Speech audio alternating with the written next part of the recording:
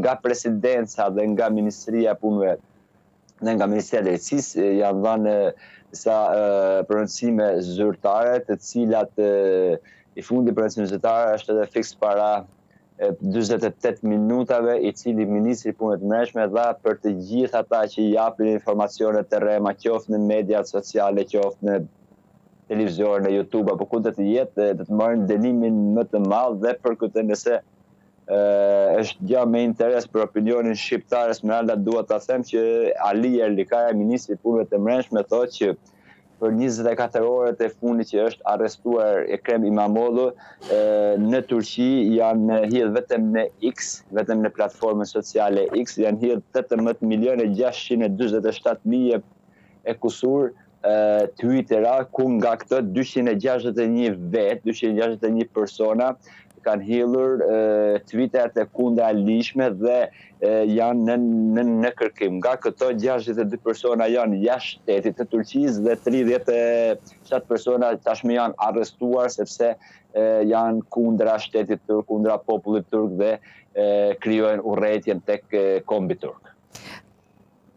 Këto i ka specifikuar çfarë bëjnë thirrje apo bëjnë thirrje për protesta të cilat konsiderohen si të paligjshme, duke parë dhe urdhrin e dieshëm për të bllokuar Stambollin në mënyrë që të shmangen grumbullime dhe protestat qytetarëve?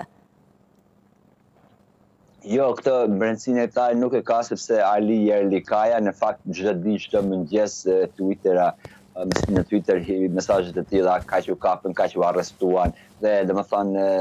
më pas se çfarë bëhet më ta, si bëhet më tani nuk kemi asnjë lloj informacioni, këta janë më shumë për të bërë bujën e duhur. Në fakt por nga ana e mesazheve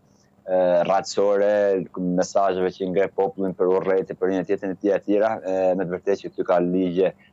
shumë të rrepta dhe me çdo gjë që mund të shkruash e mund të bësh, domethënë shumë kolegë të angazhuar, po dhe populli i tjerë, domethënë 261 persona bëhet fjalë.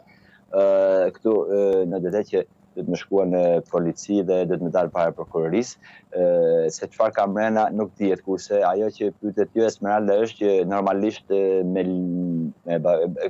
prefektura e Stambollit e ka ndaluar totalisht tubimin e njerëzve në të gjithë Stambollin, po ashtu edhe shumë prefektura tjera, por për herë të parë që pas vi pushit ndërhyrës së pushit është ardhur në 2016, për herë të parë që populli turk nuk po ja ndije fare për urdhrat e prefekturës apo të vetë qeverisë, qoftë nga Ankara në universitetin më të madh dhe më të sortë të Turqisë që është ODTÜ, po ashtu edhe vetë në Stamboll me qindra mijëra njerëz për herë të parë kanë dalë kundra thirrjes, domethënë kundra thirrjes presidentit, ministrisë dhe prefekturës, për herë të parë kjo është.